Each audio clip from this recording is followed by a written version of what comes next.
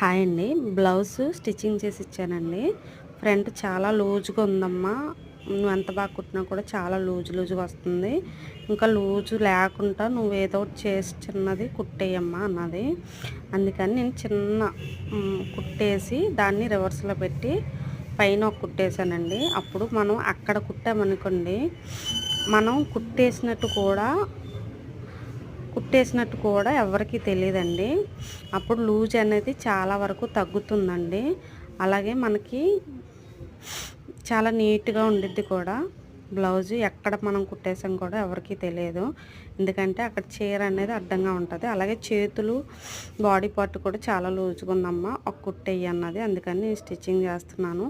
మీకు ఈ ట్రిప్ ఉపయోగపడితే ప్లీజ్ లైక్ చేయండి. Please subscribe my channel. Support చేయండి. Thank you so much.